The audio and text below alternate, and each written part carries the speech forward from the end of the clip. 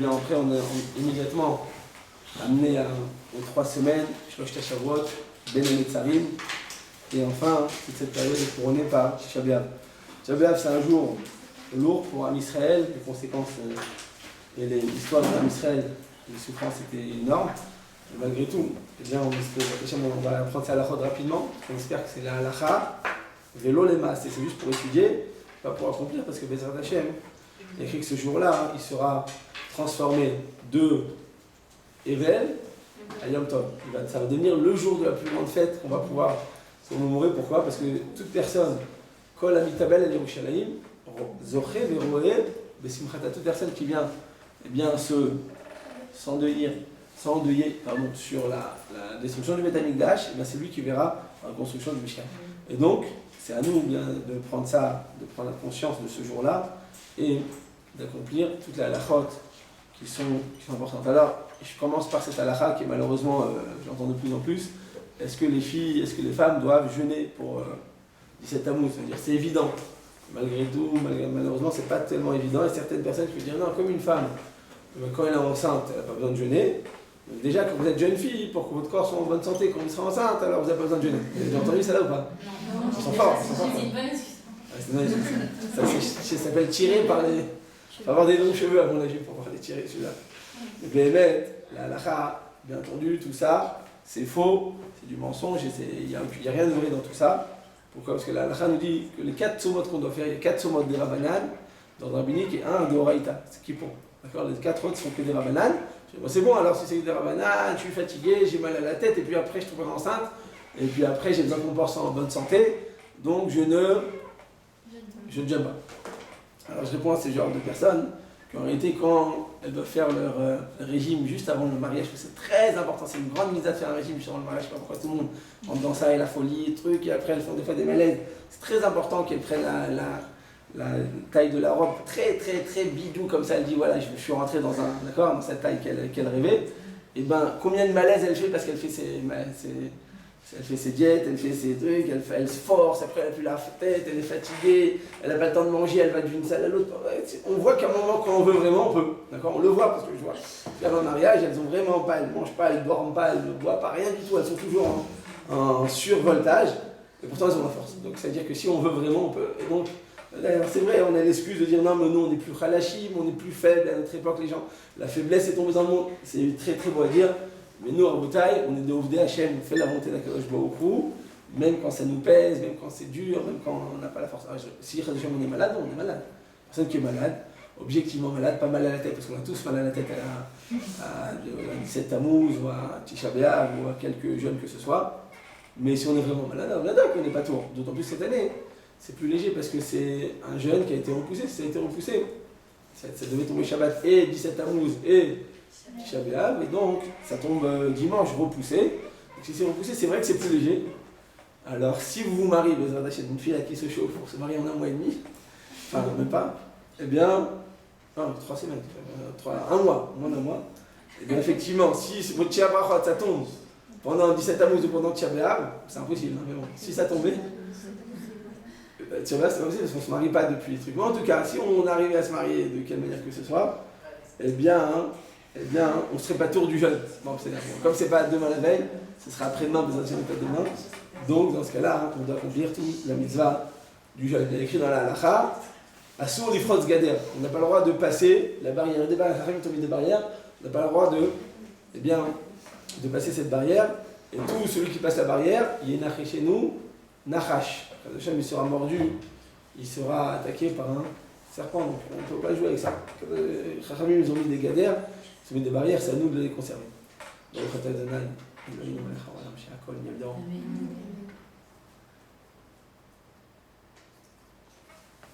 Selon cette théorie de dire qu'en cas de nécessité, on pourrait être quitte, il y a des mecs qui sont partis plus loin. Ils disent regarde, sur quoi il tient le monde? Le monde il tient sur la Torah Kedosha. Quand, vous la connaissez celle-là déjà? Non, d'accord. Sur quoi il tient le monde? Sur la Torah Kedosha. Quand maintenant il y a un jeune, comment il étudie la Brichim? Je ne vous conseille pas de venir voir votre futur mari, enfin, on a les Shiva en face, le jour de Tchèvres, c'est-à-dire quoi, c'est ça un truc, moi je crois que c'est le Dolador, chacun étudie toutes ses forces, et on étudie comme ça, on se bat, on essaie de pas s'endormir, on est fatigué, malheureusement on est faible. Il faut pas dormir, faut être fort, il faut étudier vraiment. Mais des fois c'est plus fort que nous. Bon, il y a des hommes, c'est des surhommes, ils arrivent à pas dormir, à pas manger, à troquer, à étudier comme ça toute la force. Mais c'est pas toujours évident. Une fois le Khida il est arrivé en Tunisie. Le Khida on l'appelait le grand touriste. Ataya Lagadol, il a fait plus de 80 pays dans le monde. Pourquoi? Parce qu'il était Shadar, Shloché des Rabbanan, pour demander l'argent pour les Keilot en Israël. Il y a 300 ans, il y avait quoi en Israël? Il y avait les pogroms, il y avait les guerres, il y avait tout sauf Am Israël. Et même ceux qui arrivaient, il y avait des petits chouvim juifs à Hebron, un peu à Tzfat, un peu de trucs, ils étaient vraiment éparses comme ça. Et il y avait du choléra, il y avait des maladies, mais ils vivaient dans une précarité incroyable. C'était vraiment les grandes souffrances. Donc il fallait trouver de l'argent. Donc ils allaient en Khoutz-Laaretz. Mais qui on envoyait en Khoutz-Laaretz pour trouver de l'argent? Le clochard du coin? Non, on envoyait le plus grand chacham de la ville. Pourquoi? Parce qu'il faut que cet homme-là il aille en Khoutz-Laaretz et que les gens ils disent waouh, il y a plus de Torah en Israël qu'en France, il y a plus de Torah en Israël qu'en Angleterre. Donc ça vaut le coup qu'on leur donne. Kimitzion, c'est Torah ou Dvar Hashem, Yerushalayim, donc il faut le prouver. Donc qui on a envoyé en tant que Shlouché des Rabbanan? En tant que Shadar, on a envoyé qui? Le plus grand, c'est les Chachamim. Donc on a envoyé le Khida. Le Khida, vous vous rappelez de lui, chaque fois que je vous dis d'aller le voir, il a vu ça, vous vous rappelez? Rabbi, Chaim, Yosef, David, Azoulay. Donc lui, eh bien il est parti, il arrive en Tunisie. Et d'ailleurs il a appris en Tunisie que sa femme est morte. Je sais pas, le truc, à l'époque il a appris, il a dit ne dites surtout pas, comme il raconte là-bas dans le livre, ne dites surtout pas que ma femme est morte parce que sinon ils vont marier, ils vont proposer là-bas des filles. Je sais pas, il est marié avec une fille qui vient de ces pays. Il n'a pas voulu, mais qui tourne. Bon, il a dit ça, je sais pas si. Mais en tout cas, il n'a pas voulu que tout le monde sache qu'il est veuf. D'accord? Il aurait pu se remarier, mais il ne voulait pas se marier. En tout cas, il a vu comme ça, il dit qu'il raconte, il les a vus manger. Il y avait un repas comme ça, il est arrivé le soir pour le dîner. Et lui, donc ils lui ont proposé, que je sais pas, du couscous avec un peu de poulet. Il a pris une cuisse de poulet, il a mangé comme ça. Et il a vu comme ça, les Chachamim autour de lui, il prenait, comme Obélix, il prenait le poulet entier comme ça, il mangeait. Il dit, non, c'est quoi ça? Il n'a pas l'habitude, quoi. Lui, l'habitude, on mange comme ça avec la fourchette, on mange doucement, une petite quantité. Là, il voyait manger comme ça avec toute leur neshama. C'est la raison pour laquelle on a un neshama dans les terrains à Shabbat, vous savez, c'est pour manger plus. Il n'a rien dit. Et il a vu que le soir, donc après le repas, il s'est dit bon, je vais aller au Beth Midrash, je vais étudier un petit quart d'heure, une petite demi-heure, je vais m'endormir sur ma Gemara, je vais aller dormir. D'accord, des fois, il doit avoir une bonne sensation avant de dormir, je vais étudier, je me suis endormi. Il arrive, il y a le Beth Midrash comme ça en train d'étudier, il bat pour pas s'endormir, voilà. J'imagine qu'il doit être fatigué de son voyage. Et il voit comme ça les Chachamim tunisiens en train d'étudier avec une force. Il dit que toute la nuit, ils ont étudié debout comme ça sur leur standard, ils ont étudié vraiment comme des malachim de Chine. Alors il a dit comme ça, il a dit ici, l'étude des Chachamim, elle est comme leur nourriture. Ils mangent beaucoup, mais après ils étudient beaucoup. C'est important des fois, quand tu as des forces, des fois de bien manger, si tu étudies bien après, c'est une mitzvah. Mais si tu étudies bien pour aller faire une bonne sieste et bien dormir, ben c'est une avéra. La même action, en fonction de l'utilisation dont tu l'as fait. Tout ce qu'on utilise de ce monde-ci, si tu utilises pour avoir des forces, pour te sentir bien, là bientôt, vous avez Ifranim, c'est pour ça que vous êtes toutes décomposées. C'est très bien. Après les Antichèmes, vous allez avoir les vacances, d'accord? Ça s'appelle le repos du juste, d'accord? Le repos du juste, vous allez vous reposer, vous allez vous. Enfin, eh bien à ce moment-là, il faut avoir les chaven et Shem Shamayim, il faut avoir l'intention d'avoir des forces pour pouvoir reprendre une prochaine année avec la bracha, avec toute votre force, avec tout votre entrain, d'accord? C'est ça ce qu'il faut faire. Comme ça, tes vacances, elles deviennent une partie de la mitzvah. C'est une achana la mitzvah. Et si tu penses à rien, tu dis bon, j'en ai marre, je baisse les bras, et ben tu fais pas de mitzvah, tu fais pas d'avéra non plus. On va pas dans des endroits chimiques, on va pas manger de problème de cache-route. Il n'y a aucun problème, je suppose qu'on est, bon, on est loin de tout ça, mais c'est pas une mitzvah non plus. Parce que si tu mets chavel et shem shamayim, il faut avoir des forces. Et bien même tes vacances deviendront une partie de la mitzvah. Donc moi j'ai dit tout ça. Donc selon ça, il y a un shoot qui s'appelle Rabbi Yosef Yedid. Il a écrit un shoot qui s'appelle Yemi Yosef. Il écrit comme ça. Il dit regarde, le monde il tient sur la Torah Kedusha. Qui étudie la Torah Kedusha? Les Talmidei Chachamim. Quand les Talmidei Chachamim ils vont jeûner, comment ils vont étudier? Comme le Chida là, qui a mangé une cuisse de poulet, il a étudié à moitié. Donc il dit ils vont mal étudier. Donc il te dit, comme le jeûne c'est des Rabbanan et l'étude de la Torah c'est de Raïta, c'est quoi qui prend le dessus? Doraita. Donc il dit, un Talmid Chacham ne devra pas jeûner. Vous vous rendez compte? La halakha, c'est pas comme ça, parce que toute la Torah, pourquoi on l'étudie? Pour l'accomplir. Donc si tu dis non, mais tu cherches des subterfuges, c'est très grave. Ça s'appelle Naval Birshut Torah. C'est quoi Naval Birshut Torah? Tu cherches dans la Torah des excuses ou des alibis pour permettre ta paresse, pour permettre ton Yetzerara. Il y en a qui, quand ils se marient, tu vois, ils prennent leur femme, ils la rendent Barbie. Je me dis, pourquoi tu fais ça? Ils disent non, c'est des Shem Shamaïm, pour pas que je regarde dans la rue des autres filles, pour que je sois un truc. Mais je dis, attends, mais Chas de Shalom, c'est que tu deviens un rachat après. Tu prends la Torah et tu l'utilises pour tes ta'avot. Bah, dis non, je veux kiffer. Au moins reconnais, ne prends pas la Torah Gdosha et ne la rabaisse pas à ce niveau. Vous comprenez? C'est important, ça s'appelle Naval. Quand tu prends la Torah et que tu la rabaisses, et tu utilises dans les théories de la Torah pour toi, etc., c'est très très grave. Vous pouvez dire reconnaître, j'ai un moment de faiblesse, ça va passer, des trucs, c'est pas baisser l'air, mais ça passera. Mais si tu prends la Torah et que tu l'utilises, tu la rabaisses, toute ta Torah qui est très dosha, très sainte, tu la rabaisses, ça devient un outil du Yetzerara. Ça s'appelle Naval. Il n'y a pas pire que ça. Il n'y a pas pire de Torah qui manque d'Irat Shamayim. Il n'y a pas pire que ça. Parce que quand tu n'as pas de Torah, tu n'as pas de Torah. Mais quand tu as de la Torah que tu manques d'Irat Hashem, eh bien, Chas de Shalom, c'est pratiquement irrattrapable. Et donc, le shoot, Yemé Yosef, il dit qu'un Talmid Chacham ne devra pas jeûner parce qu'ils vont mal étudier la Torah. Mais ça c'est écrit dans la Halacha. Vous savez où c'est écrit dans la Halacha? Dans les jeûnes, il y a un siman dans le Shulchan Aruch qui parle des jeûnes pratiques. C'est quoi des jeûnes pratiques? Des jeûnes supplémentaires. En dehors des 5 jeûnes, donc on a dit il y a 4 jeûnes des Rabbanan et un jeûne de Horaïta. En dehors de ces 5 jeûnes, il y a écrit une personne qui a fait une avéra. Dans sa jeunesse, elle s'est trompée, elle a fait une erreur, elle a fait quelque chose de pas bien. D'accord? Des fois, il faut les rapper et mal à ça. On s'approche bientôt de Elul, déjà, on est déjà à Tammuz, dans 2 mois et demi. C'est déjà Elul en vrai. Ça va être 1 mois et demi. 1 mois et demi, c'est déjà Elul. Vous vous rendez compte? 1 mois et demi, on va être en train de dire Ben Adam el Khalil. En tout cas, des fois on se rend compte, on n'a pas encore fait, on n'a pas encore fait l'année dernière, on s'est dit attends, j'avais tel plan, tel but, tel objectif. On se rend compte que chaque jour qui passe en bataille, c'est irrattrapable. En tout cas, pourquoi je dis tout ça? Pas pour mettre la chassera, vous avez déjà des mitraillés sur la tête. Le BMS en bataille, eh bien, là-bas, il y a écrit qu'une personne qui ferait un jeûne pratique, particulier, un jeûne personnel, pour les chaper ses avonotes, pour excuser et pardonner ses péchés. Alors il y a écrit dans la halakha que si cet homme-là, c'est un enseignant, il enseigne la Torah, et qu'à cause de ça, il va aller à l'école, il va aller au Talmud Torah, il va aller à la yeshiva, il va mal enseigner, il va s'endormir, il va pas avoir la pêche. Pour enseigner, tu n'as plus de force. Enfin, c'est comme si on t'avait pris, on t'avait essoré. Quand tu enseignes, en général, tu donnes toutes tes forces. Tu vas étudier comme ça. C'est pas de la science, c'est de la Torah de Shabbat, tu dois la vivre. Donc il dit, tu vas mal étudier, tu vas mal enseigner, donc tu vas les ma'et bemelechet hakodesh. À ce moment-là, ton jeûne, c'est pas une mitzvah, c'est une avera. Pourquoi c'est une avera? Parce que le Ikar, c'est le Talmud Torah. Le Ikar, il n'y a pas plus grand niveau que l'ilmod al-mat, elle va t'étudier pour pouvoir enseigner, pour pouvoir la transmettre, pour pouvoir la donner cette Torah à d'autres personnes.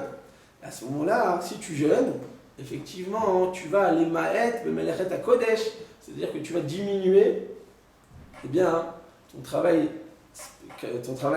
divin, et à ce moment-là, effectivement, tu n'as pas le droit de jeûner. Donc, je répète, quand il s'agit d'un des 5 jeûnes qui sont eh bien, imposés par la Torah, par les Chachamim, alors quel que soit ton statut, tu devras l'accomplir. Je vais dire, même si c'est un Talmid Chacham, et je rajoute, surtout si c'est un Talmid Chacham, parce que si tu étudies pour ne pas l'accomplir, ta Torah ne sert à rien. Par contre, faire des jeûnes supplémentaires, ça vient sur le compte de la Torah, ce sera interdit, même si c'est pour la tchouva. Même si c'est pour la tchouva, il vaut mieux pas jeûner. Dans le cas où tu vas aller ma'et, bemelechet, Shamaïm, tu vas être moins étudié, tu vas moins enseigner, tu vas être moins performant. Eh bien, je dis même plus que ça, tu sais quoi? Tu ne travailles pas dans le Kodesh, tu travailles à comment il s'appelle celui-là? Google, comment il s'appelle la grande truc? Je ne sais plus comment ça s'appelle. Apple, tu travailles à Apple, d'accord? Et là-bas, tu dois travailler 8 heures. Dans 8 heures, ils te donnent une grande mascotte, d'accord? Tu es très bien payé, tu es payé 17 000 shekels par mois. Mais par contre, on va te demander de travailler vraiment pas, tu vas t'endormir sur ton marché toutes les 5 minutes. Donc là-bas, si tu jeûnes, tu vas voler ton propriétaire. Tu dis oui, mais le propriétaire c'est Apple, c'est un goy, il peut dire la truc, ce que tu veux. Tu n'as pas le droit de voler un goy non plus. D'accord? Donc là, tu vas les mettre, et au contraire, si tu vas travailler dans ces endroits, toi tu dois les Kadesh et Tchem Hashem. Toi tu as étudié la Torah, toi tu représentes un Kadosh Baruch Hu, toi tu es le représentant d'Hachem sur terre. Alors toi tu vas être encore plus performant que les autres. Je n'ai pas dit que tu vas être le meilleur dans ton travail au niveau de professionnel, mais ce que tu le fais bien. Tu le fais à 100%. Et ça, c'est la Vodat Hashem. Où tu es, eh bien, tu essayes de faire le maximum de ton potentiel. Et donc, même là-bas, si tu jeûnes, qu'est-ce qui va se passer? tu vas les maîtres, tu vas diminuer ta performance, tu vas être moins performant, tu vas être moins moïl et tu vas moins rapporter, comment dire, être moins productif, d'accord? Et donc, ben, tu vas voler ton propriétaire. Lui, il avait besoin de 8 heures par jour de travail, 8 heures dans lesquelles, ben, 8 fois 60 minutes de travail, d'accord? Donc maintenant, tu parles au téléphone, 5 minutes, 3 minutes, 4 minutes, 10 minutes, c'est encore toléré, mais plus que ça, c'est du Gezen. Et tout le monde est maquel dans ça, tout le monde, malheureusement, transgresse la action. Nous, quand on va travailler, ben, on fait le Mekadesh et Hachem. On est représentant d'Hachem sur terre, surtout dans ces endroits-là. Donc, on va rapidement à Botaï voir la halachot. En fait, on les connaît par cœur, c'est la halachot, non? Ouais. Oui ou non? Ouais. Une femme enceinte, elle a besoin de jeûner ou pas? Non. Une femme qui allait? Non, non. Avant, il disait Rava déjà 2 ans, maintenant, il dit non. Chazak. Bon, vous vous rappelez toute la halachot en Botaï? Oui? Oui. D'accord. Donc, une femme qui allaitait et qui a arrêté d'allaiter, elle doit jeûner pour 17 Tammuz? Ouais. Oui. Tranquille. Même cette année? Cette année. Non, c'est bon. Ouais, c'est bon, elle allait plus maintenant. Bah non. Au bout de combien de temps une femme, elle ne va plus... Attendez, on va vraiment rapidement. Je vais reprendre des trucs parce que c'est comme elle a dit Odélia.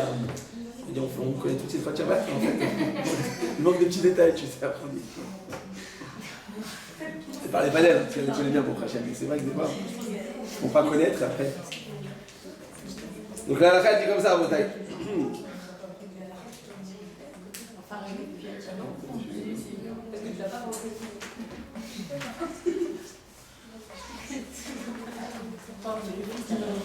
Donc on dit comme ça que d'abord une personne malade, même si c'est une maladie bénigne, ne devra pas jeûner à Tisha B'Av, à 17 Tammuz. Pourquoi? Parce que tout simplement, Chachamim n'ont pas instauré l'obligation de jeûner en cas de maladie. Donc cette personne sera totalement quitte de jeûner. À plus forte raison si c'est une personne qui a un danger. Je parle même si elle n'a pas de danger. Elle a une grippe. Une grippe c'est dangereux peut-être. Elle a une fièvre. D'accord? Elle a une angine. D'accord? Non, tu prends, des fois tu as l'angine, ça fait 5 jours que tu prends tes antibiotiques. Non, ça y est, t'es sorti la maladie. Mais tu continues à prendre tes antibiotiques, tu dois jeûner ou pas? Tu ne dois pas jeûner. Parce que tu es malade. Une personne malade n'a pas besoin de jeûner. Maintenant, des fois en Israël, tu dis prends 10 jours d'antibiotiques. Pourquoi? Comme ça, tu achètes 3 boîtes de trucs, ça coûte plus cher. Parce que tu en France, des fois, c'est 5 jours, 7 jours. D'accord, je passe. Généralement. Voilà, en général, c'est le thé et le thé et la douche chaude. Et si t'es gentil, tu donnes la cabane. Si t'es gentil. Parce qu'en fait, c'est enrichi, c'était comme ça. Oui. Il fallait avoir des tickets de rationnement. En tout cas, en Botaï, eh bien, effectivement, une personne qui est enceinte, une personne qui allait, ne devra pas jeûner pour 17 Tammuz. Simplement, qui est considéré comme enceinte? Une femme après 3 mois de grossesse. Et une personne qui allait, c'est une personne qui allait réellement, pas pendant les 24 mois comme vous avez dit. Simplement, qu'est-ce qui se passe si on a avant 3 mois? Eh bien, la femme est extrêmement faible et qu'elle n'arrive pas, elle n'en peut plus, elle vomit souvent. C'est à ce moment-là, en général, le 3 premiers mois qu'on a les nausées. Et elle vomit. Est-ce qu'elle a besoin de jeûner? Je te dis non, elle n'a pas besoin de jeûner. Pourquoi? Parce que ça y est, elle a vomi. Elle avait déjà vomi, on est à peine rentré dans le jeûne, ça fait déjà 4 ou 5 fois qu'elle vomit. Elle va faire une sécheresse, une déshydratation. D'accord? Elle va aller Itchabel, cette femme-là. Donc c'est dangereux. Donc là, ça peut devenir sakana. Donc c'est pour ça qu'une femme qui a vomi 4 ou 5 fois, même à Tisha B'Av, elle n'a pas besoin de jeûner. Elle arrête de jeûner. Au début, elle a vomi une fois, oui, elle continue. Parce que des fois, bon, vous savez, le corps, une femme, elle va des fois vomir 10 fois dans la journée quand elle est enceinte. Je ne vais pas vous faire peur, mais c'est Beito Bismano. D'accord? Vous allez voir combien vous avez de force en fait dans votre corps. Vous allez vous rendre compte quand vous serez ensemble. En tout cas, au début, quand tu as vomi une fois, 2 fois, tu continues à jeûner. Mais dès que ça dépasse 4 fois, ça y est, là ça peut devenir, on peut faire une déshydratation, donc on devra arrêter de jeûner. On a dit que si une femme, elle allait, alors elle doit jeûner tant qu'elle allait réellement. Mais si elle a arrêté d'allaiter, selon Shulchan Aruch, elle a 24 mois pour ne pas jeûner, mais parce qu'à l'époque, elles allaitaient pendant 24 mois. Elles allaitaient vraiment pendant 24 mois. À notre époque, si une femme elle arrivait à 12 mois d'allaitement, il faut lui donner une médaille. Pourquoi? Ça devient très rare. Les femmes, au bout de 6 mois, je peux pas, c'est trop contraignant, je dois aller au travail, c'est important, je dois sortir, je dois me libérer, je dois me réaliser, je dois vivre selon Et quelqu'un m'a dit hier, je dois vivre selon ma passion. Je ne sais pas, c'est tout. D'accord, c'est mes passions. Tu vois. Non, en tout cas, si tu veux vivre passionné, eh bien, en tout cas, Chazal nous disent que dans ce cas-là, 24 mois, elle devrait être quitte. Mais c'est vrai qu'elle était quitte à l'époque, parce qu'elle allait pendant 24 mois. À notre époque, tant qu'elle allait réellement, eh bien, effectivement, elle sera toujours dans le jeûner. Par contre, si elle n'allait plus, mais elle est faible. D'accord, elle est faible, elle n'arrive pas, son corps il ne s'est pas encore remis en place. Elle a dit, pendant 24 mois, les membres, l'intérieur de la femme, ils mettent 24 mois pour se restituer et retrouver leur place. C'est une véritable décomposition interne. Donc dans ce cas-là, eh bien, si elle se sent vraiment faible, eh bien cette femme-là, dans les 24 mois, elle pourra se montrer plus indulgente, d'autant plus cette année, comme c'est repoussé, donc c'est beaucoup plus léger. Qui est considérée comme étant une Yoledette, une femme après l'accouchement? C'est dans les 30 jours après l'accouchement. Au bout du 31e jour, si elle n'allait plus, alors cette femme devra jeûner. D'accord? Donc en fait, c'est pas beaucoup. Donc c'est pour ça que c'est Kedaï d'allaiter, Stam comme ça, même pour l'enfant, pour les femmes. Non, Stam, c'est Kedaï d'allaiter pour l'enfant, même pour la femme, même pour le Kesher. D'accord? Des fois, on peut même voir la confiance qu'une personne a en elle-même. C'est très souvent dû à l'allaitement. Plus elle a allaité, plus ça lui a donné, ça transmet énormément d'amour et de chaleur. Et donc ça donne énormément de force à la personne en fonction de l'allaitement qu'il a eu quand il était bébé. Donc faut pas dire non, mais j'ai pas le temps, c'est pas vrai, c'est un mauvais réjouement. Mais même dans le taille, un enfant qui n'est pas encore arrivé à l'âge du chinour ne devra pas jeûner, d'accord? Et en réalité, eh bien, c'est quoi le guide mitzvot? Pas le chinour, excusez-moi, qui n'est pas arrivé au guide de mitzvot, c'est-à-dire 13 ans pour un garçon et 12 ans pour une fille. C'est-à-dire que même si la fille elle a 11 ans et demi, elle n'a pas besoin de jeûner. Pourquoi elle n'a pas besoin de jeûner? Parce qu'il n'y a pas de digne de chinour. Pourquoi il n'y a pas de digne de chinour? Parce que toute la mitzvah de jeûner sur 17 Tammuz ou sur Tisha B'Av, c'est à cause de la destruction du Beth Amikdash. Alors nous, qu'est-ce qu'on va inculquer à nos enfants? Que le Beth Amikdash sera reconstruit, donc on n'a pas besoin de l'habituer à la destruction. C'est pas comme Kippour. Kippour, même quand le Beth Amikdash sera reconstruit, même quand Mashiach viendra avec Karov, Bezrat Hashem, Kippour continuera. On aura encore nos fautes. On pourra encore fauter quand Mashiach viendra. Au début, un ben Yemot ben David, Yemot à Mashiach, et là, Shiboud Malchuyot Bilvad. La différence entre nos jours et la venue du Mashiach, c'est juste que les Goïms, ils arrêteront de nous faire du mal, de nous en vouloir, de nous jalouser, c'est tout. Donc au début, il y aura du Yetzerara, il y aura encore de libre arbitre, tout le monde pourra faire ce qu'il veut. D'accord, il y aura le Beth Amikdash, mais on fera ce qu'on veut. Jusqu'au moment où on arrivera à Yamim La'atid Lavo, c'est jusqu'à la fin des temps, ce qu'on appelle, c'est l'an 6000 à l'an 6000, donc dans 220 ans, en bataille, c'est pas beaucoup, vous vous rendez compte, on est vraiment à la fin des temps. Là. En 220 ans, on est arrivé à la fin des cacahuètes, d'accord? Donc on doit, Bezrat Hashem, bien se renforcer, savoir qu'Hachem nous a choisi à nous. La Gemara dit comme ça, que les Amoraïm, ils étaient à l'époque de la Gemara, donc il y a 3000 ans, ils disaient je ne veux pas le voir le Mashiach. Il dit je suis prêt à ne pas le voir, je suis prêt à l'évater sur ce que tu dis pourquoi. Il dit parce qu'il y aura tellement d'Yetzerara, il y aura tellement de difficultés, il y aura tellement de choses qui nous embrouillent la tête. Avec l'iPhone, on a la tête dans tous les sens, et les gens ils ne savent plus où mettre la tête, ils sont en train de courir toute la journée, ils n'ont plus la tête à un endroit. On voit les gens dans la rue, ils ont la tête dans 10 000 endroits dans la tête, en même temps, il n'y a plus des Shuvadat. Il n'y a plus de Shuvadat, on est d'accord ou pas? Oui ou non? Le Shuvadat, c'est devenu très rare. Les gens, ils ont la tête, quand c'est pour la Torah, pour la Gdusha, tu as du srout. Mais quand c'est parce que tu n'as pas de sérénité, comme on dit, tu es inserein. On dit 1 serein, 2 sereins, 3 sereins, comment on dit? Comment dit nous? Perturbé. Pas sûr. Pas serein, vraiment.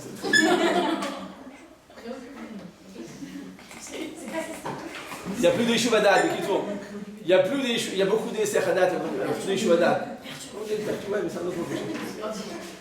En tout cas, eh bien en bataille, comme les gens, ils n'ont plus de Shuvadat, donc les Chachamim, la Gemara, ils ont dit je ne veux pas voir le Mashiach. Je suis prêt à l'évater pour le truc du Mashiach, pourvu que je souffre pas autant.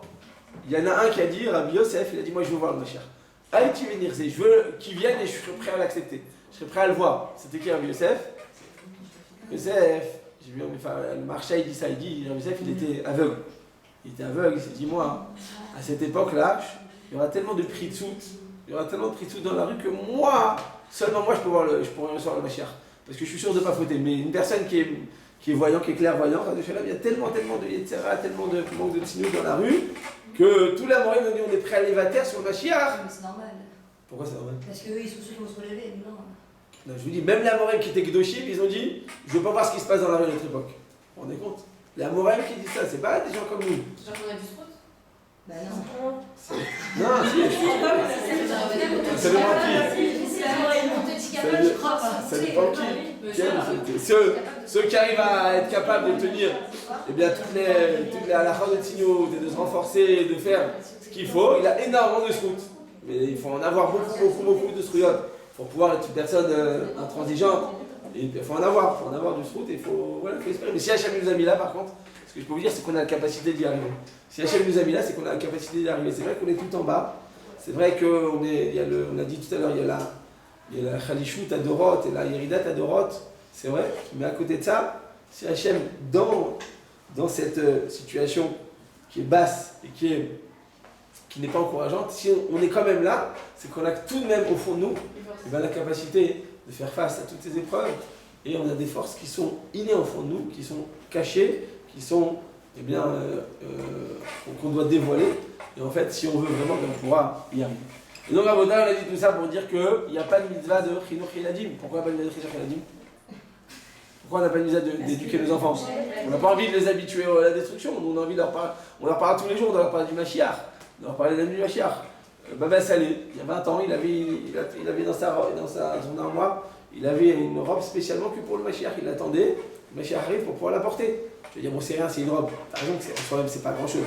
Mais ça avait un dus qu'en fait, dans sa tête, il n'avait que. C'était ça tout son but. C'était d'attendre la venue du Mashiach. Une fois, on a dit, il y avait des gens qui étaient réunis comme ça, ils disaient, il est là. Il dit, qui est là, le Mashiach? Il est sorti, il dit, non, le taxi, il est arrivé. Alors, il a dit, non, mais lui, c'est-à-dire qu'à tout instant, il espérait la venue du Mashiach. C'est ça, vivre et espérer à chaque instant la venue du Mashiach. On raconte que le Chafetz Chaim, il avait fait la zmana du mariage de sa fille, et il avait écrit comme ça. Il a dit, le Mashiach, pardon. Non, il a écrit comme ça, le mariage se déroulera dans l'esplanade du Beth Amikdash, Bezrat Hashem, tel jour, on va dire le Yud Bet Tammuz, d'accord, il y a 100 ans, et Bezrat Hashem, on se retrouvera tous ensemble avec le Mashiach, ce sera le Mashiach qui sera le messager Kiddushin. Il a écrit ça dans la Zmana. Et après, il a fait un petit astérix comme ça, il a dit, et si Hashem n'est pas arrivé d'ici là, eh bien ce sera là-bas en Pologne, au fond de la rue, là-bas, dans le Shtitel juif. C'est-à-dire que Béhémet, il vivait à chaque instant avec l'espoir que le Mashiach allait vraiment venir. Ils y croyaient vraiment. On y croit, ça va, on dit bon, il y viendra un jour. Mais eux, c'est chaque seconde, vous voyez, c'est comme ça. Kol Yom, d'accord, Achakelo, Afilou Sheit Ma'amea, même s'il prend du temps et qu'il a eu du retard, eh bien, le Mashiach arrivera très bientôt. Je vais dire, après, qu'est-ce qu'il avait dit ça la dernière fois qu'on était parti le voir pour le Shabbat, je l'avais raconté.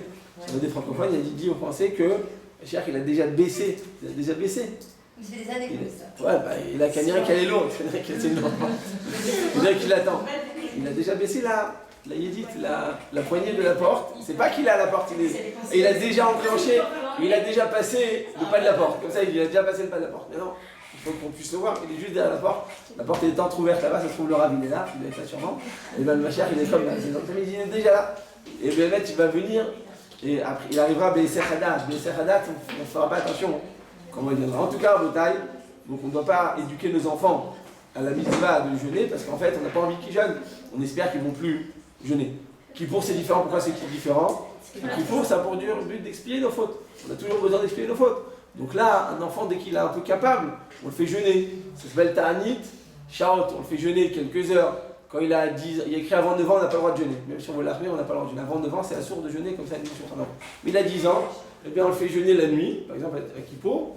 Et le matin, on ne lui donne pas le petit déjeuner à 8h du matin, on lui donne à 9h, 10h. On le fait un petit peu comme ça. Et il a 11 ans, on le fait manger à midi. Il a 12 ans, il fait manger à 4h. Quand en France, c'est bien, c'est à quelle heure? 11h30, je crois. D'accord, donc c'est 10h45. 10h45. Tu vas bien? Donc, on va dire à vos tailles, eh bien, il y a un digne de Ta'anit Shaot pour Kippour, mais pas pour les autres jeunes. Pour les autres jeunes, c'est soit tu jeûnes pas. Tu n'as pas besoin de jeûner quelques heures. Qu'est-ce qui se passe? On a dit donc une femme enceinte, après 3 mois, ou une femme qui allait réellement, elle n'a pas besoin de jeûner. Alors quoi, c'est-à-dire elle peut manger tranquillement, se balader dans la rue avec un chewing-gum, ou se balader, une fois j'ai vu une femme comme ça enceinte, elle est dans la rue avec son coca, tout frais, vous savez, quand t'es un peu plus là, en plein de tchabiam, vers 5h l'après-midi, tu commences à voir des étoiles, ça y est, j'ai vu 3 étoiles. Mais en tout cas, à ce moment-là, tu vois la personne avec son truc. Alors elle a le droit de boire, c'est vrai qu'elle a le droit, pas devant tout le monde. Et puis un Coca-Cola bien frais, comme ça, c'est le rouge qu'on achète quoi quand il y a le top. Donc tu te dis, mince, je vais le boire à ce moment-là, ça te fait oublier. Donc on dit que même quand c'est permis de manger, alors tu ne mangeras pas l'état à nous. Tu ne mangeras pas pour t'éclater, pour t'amuser. Tu mangeras ce qui est nécessaire pour la constitution de ton corps. Et même pas des confiseries. Mange ce qui est nécessaire, parce que tu as besoin de manger du riz, des pâtes, il n'y a pas de problème, tu peux manger. Même de la viande, si tu veux, tu peux manger, il n'y a pas de problème. Une personne qui est enceinte, ou qui allait ou qui est malade, elle peut manger ce qui est nécessaire pour son. Hein? Comment? Le tchatamos? Le tchatamos et tchabert aussi. Tchabert, moi, de la viande, ça va. Ah ouais, pardon. J'ai oublié le truc. Non, mais cette année, c'est pas. C'est le 11, ouais. On fait des caprices. Non, pas de la viande. Tchabert, on ne fait pas la viande. Mais je veux dire que c'est pas des confiseries et c'est pas des glaces, c'est ce qui est nécessaire pour la bonne constitution d'une personne malade. D'accord? Et même les enfants, ils ont le droit de manger, mais on leur apprend à ne pas dire froche, mais c'est bon. C'est quoi les froches, mais c'est beau? Ça, c'est donné du public. Le public, on a une obligation commune.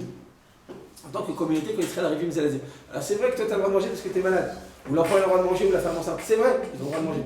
Mais malgré tout, regarde, le soir de Tisha B'Av, on a besoin de manger ou pas? La vérité, on a besoin de manger ou on n'a pas besoin de manger? Le soir de Tisha B'Av, même personne malade ou enceinte, elle a besoin de manger ou pas?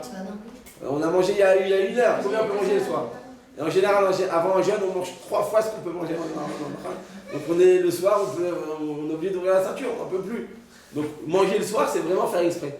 Ça s'appelle en yiddish, shmata. Vraiment, tu fais exprès de manger. Donc le soir, personne ne mange, même personne malade. Par contre, le matin, alors on peut manger. On l'a dit, on repousse un petit peu, on mange. Donc pas des confiseries. On peut repousser 1 heure, une demi-heure.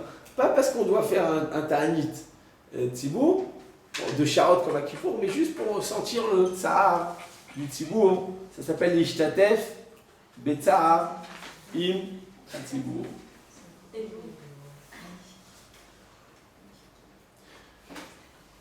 C'est à la fois, je voulais prendre ça chaque année, peut-être je fais autre chose. J'ai un Oda, il y a un Midrash Rabbah que j'ai vu hier, extraordinaire, très beau. Et je voulais vous l'offrir. Le Midrash il dit comme ça. Je me dirai merci après. Le Midrash il dit comme ça, Oda. Le Midrash il dit que lorsque Akadosh Baruch Hu il a détruit le Beth Amikdash, alors il a dit comme ça. Hachem il a dit regarde, chaque fois que le Beth Amikdash, tant que je serai dedans, tant que je serai installé dans le Beth Amikdash, je ne pourrai pas détruire Personne ne pourra détruire le Beth Amikdash. Pourquoi? Parce que les Umot HaOlam, les nations du monde, ils ne vont pas pouvoir rentrer au Beth Amikdash, ils ne vont pas pouvoir l'atteindre. Donc je suis obligé de sortir. Et je dois quitter la présence, la Shrina, d'accord, qui est le Olam, le Zaza, Shrina, mais côté de la Maravi du Beth Amikdash, ça n'a jamais bougé, ben, je suis obligé de m'écarter, de remonter dans le ciel, et à ce moment-là, eh bien, les Goïms pourront rentrer et détruire le Beth Amikdash. Et effectivement, eh bien, il est sorti du Beth Amikdash. Immédiatement, les ennemis sont rentrés, ils ont détruit le Beth Amikdash et ils l'ont brûlé. Au moment où ça a brûlé, eh bien, Kadosh Baruch Hu, il a commencé à pleurer. Il a dit, ça y est, j'ai plus d'endroit, j'ai plus de maison, j'ai plus d'endroit dans lequel je vais pouvoir eh bien, m'installer. Et il dit à ce moment-là, eh bien, je vais remonter dans le ciel. Là-bas, dans le ciel, il y a un Beth Amikdash. Eh bien, là-bas, je resterai là où je peux revenir sur terre. À ce moment-là, eh bien, il y a le ministre, le Matatron. Matatron, c'est le plus grand malach qu'il y a dans le ciel. Il va voir Kadosh Baruch Hu, il dit à Kadosh Baruch Hu, il dit, je vais pleurer devant toi parce que tu as détruit Beth Amikdash. Alors à ce moment-là, il lui a dit, écoute, si tu ne me laisses pas pleurer, eh bien, je vais demander que les Goïms détruisent pour l'éternité. Là, je les détruis, mais ce sera momentané. Si tu ne me laisses même pas pleurer, tu ne me laisses même pas sortir, eh bien, le tsar que j'ai en moi, le fait de pleurer, des fois, ça apaise une personne. Alors il dit, eh bien, à ce moment-là, je vais pleurer, mais ce sera juste momentané. Eh bien, maître, qu'est-ce qui s'est passé? Les Malach HaSharet, ils ont dit, regarde, on va montrer qu'est-ce qui s'est passé. Il a dit, amenez-moi Jérémie. Jérémie, c'était donc le prophète À ce moment-là, il prenait le prophète chaque jour, il tuait 2 prophètes par jour. Vous savez, le prophète, il venait, il disait arrêtez de faire des Avodazara, arrêtez de faire Sinatrinam, sinon Dieu il va détruire le Amikdash. Qu'est-ce qu'ils faisaient les Juifs à ce moment-là? C'était Réchaïm. Ils tuaient les Névim.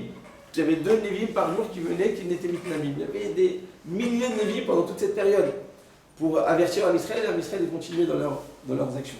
Et bien, eh bien, à ce moment-là, il a dit amenez-moi Yirmiyahu. Yirmiyahu, il est venu, il dit regarde, j'ai détruit le Beth Amikdash. Alors, Yirmiyahu, qu'est-ce que tu veux que je fasse? Il dit ben, regarde, toi, tu sais pas quoi faire. Amène-moi Moshe Rabbeinu, amène-moi Abraham, amène-moi Yitzhak, amène-moi Yaakov. Eux, ils savent comment m'apaiser. Effectivement, Jérémie est parti, il dit mais où je vais retrouver Moshe? On ne sait pas où il est enterré, personne ne sait. Il dit tu vas aller dans le Midbar, dans le désert, et tu vas appeler Ben Amram, tu es convoqué devant le tribunal céleste. Donc à ce moment-là, Moshe Rabbeinu il est sorti, il dit qui m'appelle? Makarayom Yomaim, qu'est-ce qui s'est passé aujourd'hui? On m'appelle, on me convoque, qu'est-ce qui s'est passé de spécial? À ce moment-là, eh bien, il a demandé à Jérémie qu'est-ce qui se passe, et Yirmiyahu, il a dit je sais pas, il n'a pas voulu lui dire. Quand il est arrivé devant les Malachim, ils l'ont reconnu parce qu'il était parti pour chercher la Torah. Ils ont reconnu Moshe, il a dit qu'est-ce qui se passe, pourquoi Hachem m'a convoqué? Il dit tu n'es pas au courant? Il dit non. Il dit pourquoi il a détruit le Beth Amikdash? Il dit quoi, Hachem a détruit le Beth Amikdash? Comment moi, toute ma vie, je me suis sacrifié pour un Israël? J'ai demandé qu'on efface mon nom et j'ai demandé de donner ma vie pour un Israël. Je me suis sacrifié, je les ai amenés jusqu'en Eretz Israël. Ils devaient rentrer construire le Beth Amikdash pour l'éternité. Comment ça se fait que Dieu ait détruit le Beth Amikdash? Hachem lui a dit regarde, moi, effectivement, eh bien, tu t'es sacrifié pour ton peuple, mais ils ont trop fauté. Alors Moshe, il a dit qui me témoigne, qui porte un témoignage qu'un Israël a fauté? Je veux une preuve, j'acceptais pas de croire ça, je suis pas d'accord, je refuse de croire une telle réalité.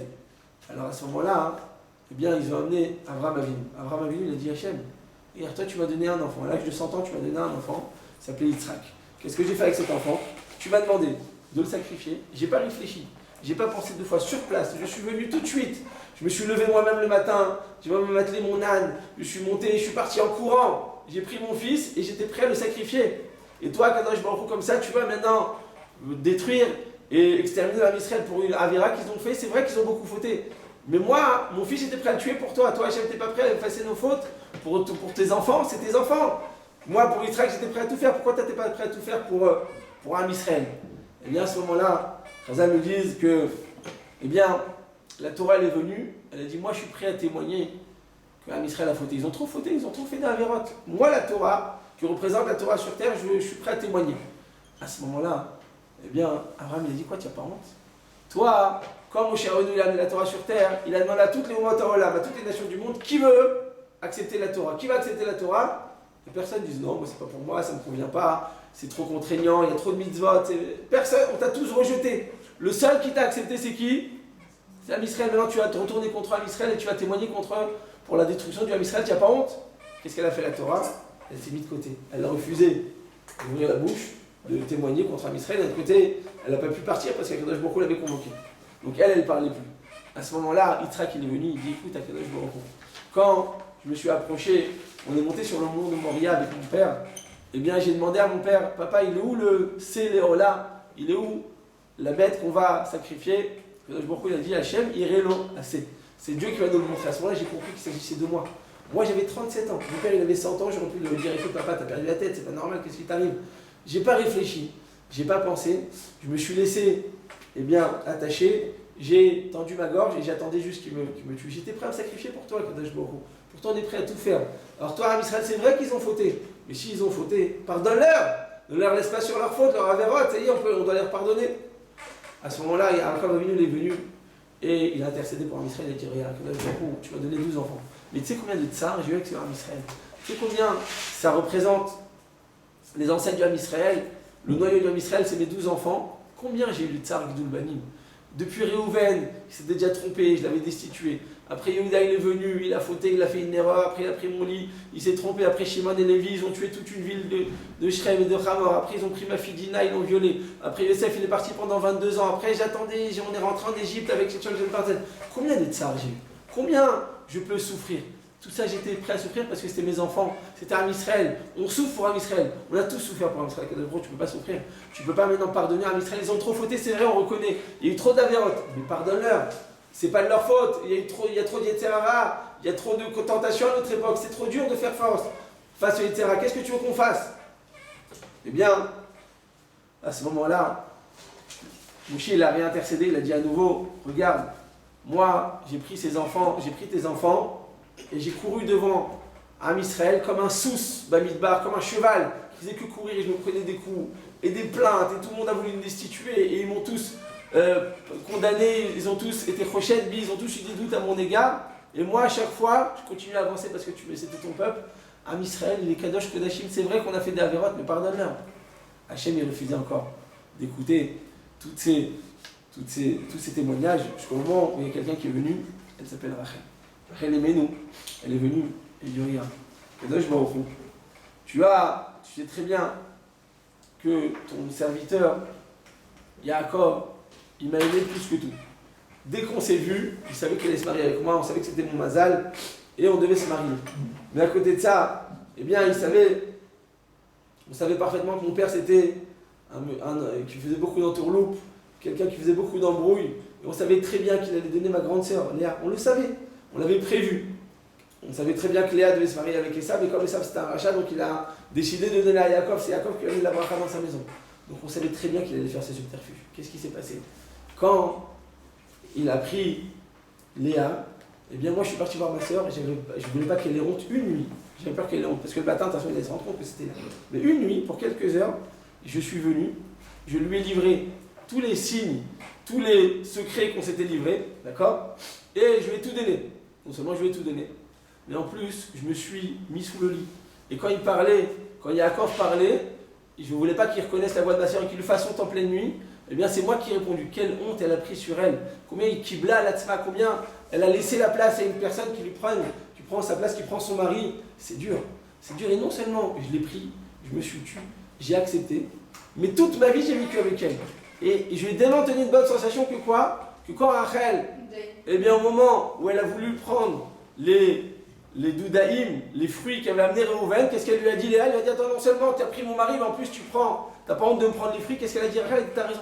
Je lui ai jamais donné la sensation qu'elle lui avait fait ça. Elle lui a rendu service, elle s'est mise à sa place. Elle était prête à souffrir. Elle a pris la honte. Imaginez-vous, à l'intérieur de toi, tu as un nœud. Je dis, attends, elle m'a pris ma femme, celle-là.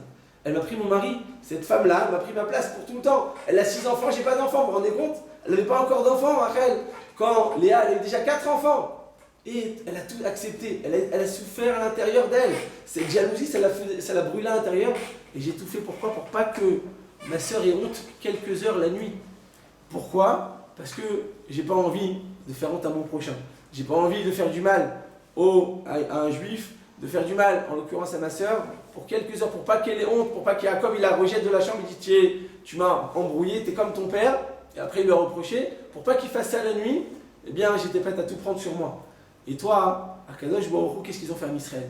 Ils ont fait Avodah Zara avec des divinités, avec des idoles, mais les idoles c'est quoi? C'est du bois. C'est de la matière, c'est du vent, il n'y a rien derrière tout ça. Tout le monde c'est parfaitement qu'il n'y a rien derrière tout ça. Tu jalouses quoi? Tu jalouses quelqu'un qui n'a pas de valeur, tu jalouses du bois, tu jalouses de la matière, tu jalouses de l'idole. Ça sert à rien, tout ça, il n'y a rien derrière tout ça, donc c'est pas une vraie jalousie. Moi j'avais de quoi jalouser ma soeur et pourtant je ne l'ai pas jalousée, pourtant je lui ai donné ma place, pourtant je lui ai livré tous mes secrets. Donc moi, qui suis un être humain de Bassar Adam avec tout mon Yetzirara, j'étais prêt à faire ce travail sur moi. Toi, Kadosh Baruch Hu, t'es Akol Yachol, t'es la source de toute bonté, tu peux pas l'évater, tu peux pas renoncer, tu peux pas laisser la place sur Am Israël. Kadosh Baruch Hu, à ce moment-là, il a dit à Rachel, Rachel, sache que c'est grâce à toi que je vais pardonner. Il dit, Behemet, effectivement, Miyad Galgilou Rachabav chez la Kadosh Baruch Hu, Vamar Bishvilech Rachel Ani Marzir et Israël Imkoman. C'est grâce à toi, Rachel, que je vais bien ramener l'Am Israël de l'exil, c'est grâce à toi que je vais reconstruire le Beth Amikdash. שנאמר כה אמר השם כל ברמה נשמע נהי בכית המורים רחל מבכה על בניה מענה להנחם על בניה כי איננו ונאמר כה אמר אדוני מנעי קולך מבכי. Kadosh Baruch Hu dit à Rachel, ça y est, arrête de pleurer. Ça y est, Rachel, grâce à toi, je vais construire le Beth Amikdash. C'est que grâce à toi, Rachel, ni Moshe Rabbeinu, ni Yaakov, ni Yitzhak, ni Abraham, personne. Grâce à toi, Rachel, eh bien, je vais renoncer, je vais pardonner. Et effectivement, je me rends compte qu'en réalité, c'est une fausse jalousie. Eh bien, je suis prêt à pardonner à Israël. Bien, en bataille, Chazal nous dit comme ça que le premier Beth Amikdash, la faute et la raison de la destruction nous a été révélée. Ça a été Giloy Arayot, Shifurot Damim et Avodah Zara, donc l'idolâtrie, le meurtre et les péchés, l'immoralité. Et comme ça a été dévoilé, donc Israël a pu faire tchouva. Mais le deuxième Beth Amikdash, il n'a pas écrit pourquoi il a été détruit, on ne sait pas pourquoi. Comme Chazal nous dit, en réalité, ça n'a pas été dévoilé. Pourquoi? Parce que c'était la sinatrinam, c'était la haine gratuite. Le fait de ne pas laisser sa place au prochain, de prendre la place de jalouser, de ne pas toujours être souriant devant le prochain, de ne pas vouloir toujours le bien de l'autre, et penser toujours à soi-même, ça a été la faute qui n'a pas été encore réparée. La preuve, ça n'a pas été réparé, c'est que le Beth Amikdash n'a pas encore été détruit, n'a pas encore été reconstruit. 70 ans de la première destruction, et 2000 ans, près de 2000 ans, 1400, plus de 1948 ans du deuxième Beth Amikdash n'ont pas encore été réparés. Pourquoi? Parce que c'est tout simplement, eh bien, la sinatrinam. La sinatrinam, ça dépend de nous. Rachel, elle a montré combien d'avatrinam elle avait, qu'on était prête à renoncer, à laisser sa place à l'autre, et de cette manière que Baruch Hu lui a pardonné. Et de même, c'est ça, notre travail pendant cette période. On s'approche de Ben Hametzarim, du 17 Tammuz, les 3 semaines et de Tisha B'Av. On doit se renforcer dans la vatrinam que Baruch Hu Yazor Lanu Bezrat Hashem très bientôt, jusqu'à ce qu'il vienne de nous. Amen. Amen.